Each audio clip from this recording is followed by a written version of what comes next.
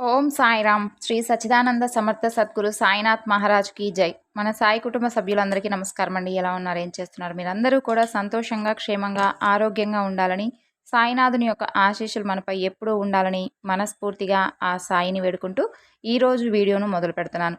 ముందుగా అందరికీ కూడా దత్త జయంతి శుభాకాంక్షలు. స్వామివారి యొక్క అనుగ్రహం మనపై ఎప్పుడూ ఉండాలని స్వామిని కోరుకుంటూ ఈరోజు బాబాగారి సందేశం ఏమిటి అంటే, ఇక దుఃఖించనవసరం లేదు. నీ పరీక్షా కాలం ముగిసేటటువంటి సమయం వచ్చింది, వెంటనే విని ఆనందించమని బాబాగారు అంటున్నారు. మరి దేనిని ఉద్దేశించి బాబాగారు మనకి సందేశాన్ని తెలియజేయబోతున్నారు? బాబాగారు చెప్పేటటువంటి ఆ ధైర్యవచనాలతో కూడినటువంటి సందేశం ఏమిటో తెలుసుకునేందుకు అందరూ సిద్ధంగా ఉన్నారు కదా.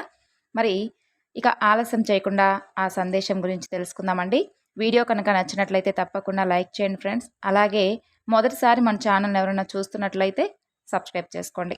ఇక నీవు దుఃఖించనవసరం లేదు. నీ పరీక్షాకాలం ముగిసేటటువంటి సమయం వచ్చింది, వెంటనే విను అని బాబాగారు అంటున్నారు.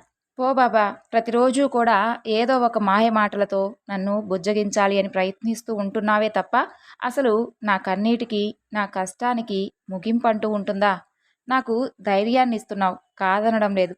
కానీ వాటిని నేనే కదా దగ్గరుండి మరి వాటిని ఎదుర్కొని పోరాడాల్సివలసింది నేనే కదా బాబా. మరి నేను ఆ సమస్యల సుడిగుండం నుండి బయటపడేటటువంటి మార్గాన్ని చూపవా తండ్రి?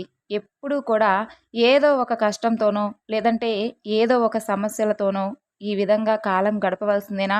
నా జీవితం అంతా కూడా నేను అసలు వెనుతిరిగి చూసుకుంటే కేవలం సంతోషంగా గడిపినటువంటి క్షణాలు చాలా తక్కువ. ఒక సమస్య ఇదిగో తొలగిపోబోతుంది అని అనుకుంటే హమ్మయ్య అని అనుకునేలోపు అయ్యో అప్పుడేనా అని అనుకుంటూ మరొక సమస్య నేను ఉన్నాను అంటూ వచ్చి పలకరిస్తుంది. వీటికి అసలు అంతిమంగా ముగిసేటటువంటి దారే లేదా బాబా? లేదంటే నేను సంతోషంగా ఉంటే కాలం అనేది చూసి నన్ను చూసి ఓర్చుకోలేకపోతుందా? చిన్నప్పటి నుండి నా అనేవాళ్ళు లేరు, కనీసం నా కష్ట సుఖాలను పంచుకునేవారు లేరు. తల్లిదండ్రులు లేనటువంటి ఈ జీవితం వృధా అని అనుకుంటూ నాకెందుకా ఈ జీవితం అన్న నాకు అసలు నన్ను ఏ కారణం లేకుండా ఈ భూమి మీదకు ఇలా ఒంటరిగా ఎందుకు జీవించమని చెప్పి భగవంతుడు ఎందుకు నిర్ణయించాడా? పోని విధిని ఎదిరిస్తూ నాకు చేతనైనంత ఎదుటివారికి సహాయపడుతూ నాలాంటి అనాథలకు నా వంతుగా ఏదో ఒక సహాయం చేయాలి అని అనుకుంటూ ఈ జీవితాన్ని ఇంకా ఏదో ఒక విధమైనటువంటి లాభం ఉంటుంది, తప్పకుండా బాబా నన్ను అనుగ్రహిస్తాడు అని ఎదురు చూస్తూ ఉన్నాను. అయినప్పటికీ కూడా నాకెందుకు బాబా ఈ కష్టాలు? నేను అందరూ కూడా బాగుండాలి అనే కదా నీ వద్ద కోరుకునేది. అలా అనుకుంటే సరిపోతుందా? నేను ఏ పని మొదలు పెడుతున్నా కూడా అది మాత్రం జరగడం లేదు కదా. ఎక్కడైతే మొదలు పెడుతున్నానో అక్కడే ఆగిపోతున్నాను. ఎంతో కష్టపడి మరీ చదువుకున్నాను. నా చదువుకు తగినటువంటి ఉద్యోగమే కాకపోయినా అసలు కనీసం ఏదో ఒక స్థాయికి తగిందైనా నాకు నువ్వు అవకాశం ఇవ్వాలి కదా బాబా. నాకు తెలిసినటువంటి బంధం తల్లి, తండ్రి, గురువు అన్నీ కూడా నీవేనని చెప్పి మనసా వాచా కర్మన నీకే అర్పితం చేసి ఈ జీవితాన్ని ఇక చాలు ముగిద్దామని అనుకునే ప్రతిసారి కూడా ఏదో ఒక రూపంలో నాకు ఏదో ఒకటి చెయ్యాలి, నీకు ఎలాంటి నిమిత్తమైనా సరే, నీకు ఎలాంటి సమస్యలు వచ్చినా నీవు ఏ కార్యం కోసం రాకుండా అయితే ఈ భూమి మీదకు రాలేదు. ఈ విధంగా నీవు తప్పకుండా తెలుసుకొని తీరాలి. అన్ని రకాలుగా నాకు అర్థమయ్యే విధంగా నాకు ధైర్యాన్ని అందిస్తూ నన్ను ఓదారుస్తూ ఉంటున్నావు. అన్నీ బాగానే ఉన్నాయి. నాకు ఏనాడు కూడా నా వాళ్ళు లేరు అని చెప్పే బాధే తప్ప నాకు తిండికి కానీ బట్టకు కానీ ఎప్పుడు లోటు లేకుండా ఇప్పటి వరకు ఎవరో ఒకరి ద్వారా నీ సహాయాన్ని నాకు అందిస్తూనే ఉన్నావు. కానీ నా కష్టం మీద, నేను అనుకున్నటువంటి లక్ష్యం మీద నాకు ఎక్కువ మక్కువ ఉంది. ఆ విషయం నీకు కూడా తెలుసు కదా. త్వరగా నా లక్ష్యాన్ని చేరుకొని నాలాంటి వారికి నాకు చేతనైనంత సహాయాన్ని అందివ్వాలి అనేదే నాకున్నటువంటి అతిపెద్ద కోరిక. ఈ చిన్నపాటికి కోరిక కూడా నీవు తీర్చలేకపోతున్నావా? నీవు అసలు అనుకోవాలే కానీ అది ఎంతసేపు బాబా? ప్రతీదీ కూడా నీ కనుసైగలో జరిగిపోవా? లేదంటే నిన్ను బ్రతిమాలితే కానీ నన్ను కరుణించవా? సమాధానం చెప్పు బాబా. సరే, నీవు అడగవలసినవన్నీ కూడా అడిగావు కదా. మరిప్పుడు నీ బాబా సమాధానం కూడా తెలుసుకో.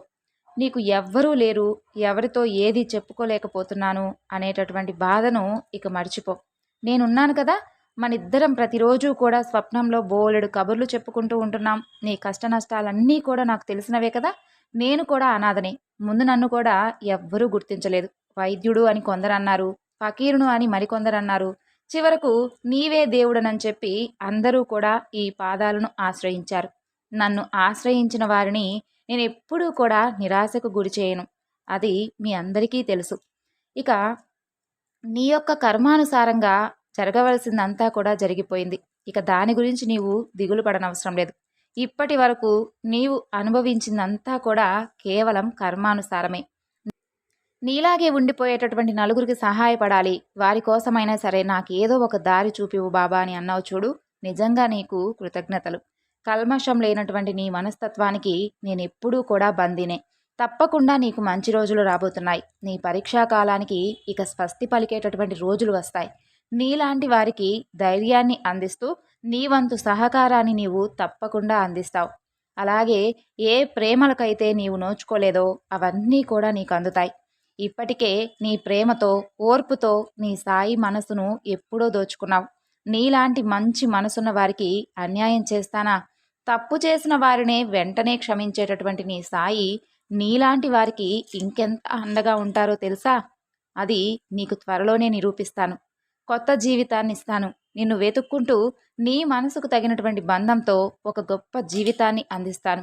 మొదటగా నీకొక గొప్ప అవకాశాన్ని, ఆ తరువాత నీవు కోరినవన్నీ కూడా తప్పకుండా నెరవేరుస్తాను. రాబోయేటటువంటి రోజులలో నీ జీవితం మరింతగా సంతోషకరంగా మారి నూతనమైనటువంటి జీవితాన్ని, ఆనందంగా గడిపేటటువంటి సమయాన్ని అందిస్తాను. ఆ తరువాత ఈ సాయిని మాత్రం మర్చిపోవు కదూ. నీవు నన్ను మర్చిపోయినా పర్వాలేదు, కానీ నీవు ఏదైతే చెయ్యాలి అని అనుకున్నావు చూడు, అదే నలుగురికి మంచి చెయ్యాలని తలిచావో ఆ పనిని మాత్రం మర్చిపోవద్దు సుమా. నీవు చేసేటటువంటి మంచి పనిలోనే నీ సాయి ఎప్పుడూ కూడా సజీవంగా బ్రతికి ఉంటాడు. అందరి ఆశీస్సులు నీకు నీ శ్రీరామ రక్షగా మారి నిన్ను ఇంకా వృద్ధిలోకి తీసుకువచ్చేందుకు అవి ఎంతగానో సహకరిస్తాయి. ఇక మాత్రం దుఃఖించవద్దు. హాయిగా ఆనందంగా ఉండు.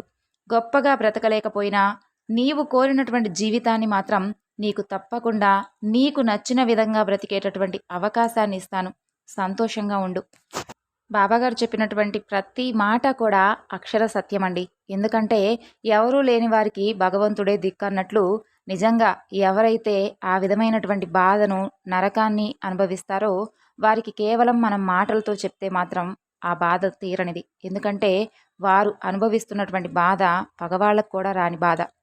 అలాంటి వారికి భగవంతుడు ప్రతినిత్యము కూడా ఏదో ఒక ధైర్యాన్ని, వారికి కావలసినటువంటి ప్రతి సహకారాన్ని అందివ్వాలని చెప్పి, అలాంటి వారికి ఎలాంటి ప్రేమలు నోచుకోలేరు కాబట్టి కనీసం వారిని ప్రేమగా పలకరించేటటువంటి 4 మాటలైనా సరే వారికి అవి అమృతంలా ఉంటాయి.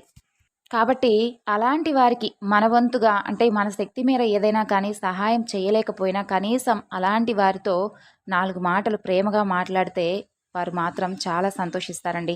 కాబట్టి అలాంటి వారు మీకు కనుక ఎదురైతే తప్పకుండా వారితో కాసేపు ప్రేమగా మాట్లాడండి చాలు. అప్పుడు వారికి మేము అనాథలం కాదు అనేటటువంటి ధైర్యాన్ని, అలాగే ప్రేమను పంచిన వారం అవుతాం. ఆ సాయి ఆశీస్సులు కూడా మనకి ఎప్పుడూ ఉంటాయి. ఈ సందేశం మీ అందరికీ కూడా నచ్చింది అనుకుంటున్నాను. నచ్చితే తప్పకుండా మరికొంతమందికి షేర్ చేయండి. మరొక చక్కని బాబాగారి సందేశంతో మరలా కలుసుకుందాం. అంతవరకు నమస్కారం. ఓం సాయిరాం. సర్వేజన సుఖినో భవంతు.